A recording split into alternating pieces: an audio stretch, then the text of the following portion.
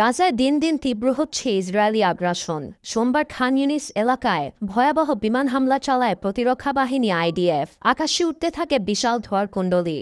এছাড়াও গাজা সিটি দখলে ইসরায়েলি সেনাবাহিনীর চলছে ভয়াবহ অভিযান। উপত্যকা জুড়ে এমন আগ্রাসনে প্রাণ হারিয়েছে বহু ফিলিস্তিনি।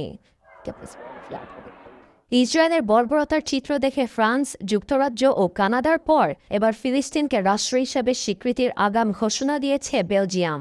চলতি মাসের শেষে জাতিসংঘের সাধারণ পরিষদে সিদ্ধান্তটি কার্যকর করা হবে বলে সামাজিক যোগাযোগ মাধ্যম এক্সে জানিয়েছে দেশটির পররাষ্ট্রমন্ত্রী ম্যাক্সিম প্রেভট। মঙ্গলবার তিনি আরও জানান, ইসরায়েলের উপর 12টি নিষেধাজ্ঞা দেওয়া হবে।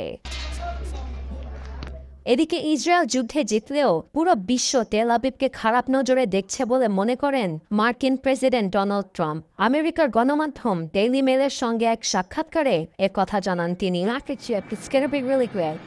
অন্যদিকে ব্রিটিশ পার্লামেন্টে ইসরায়েলের বিরুদ্ধে কঠোর পদক্ষেপ নেওয়ার আহ্বান জানান যুক্তরাজ্যের পররাষ্ট্রমন্ত্রী ডেভিড ল্যামি।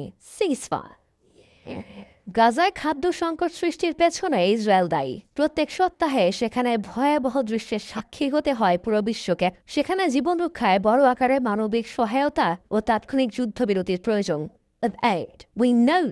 এ পরিস্থিতিতে অবরুদ্ধ গাজায় ইসরায়েলের কর্মকাণ্ডকে গণহত্যা হিসেবে ঘোষণা দিয়েছে international association of genocide scholars IAGS। জাতিসংঘের সনদ অনুযায়ী এ অভিযোগ প্রমাণিত বলে প্রস্তাব পাশ করেছে সংস্থাটি, যেখানে ইসরায়েলের বিরুদ্ধে গণহত্যা, যুদ্ধাপরাধ এবং মানবতাবিরোধী অপরাধের প্রমাণ পাওয়া গিয়েছে।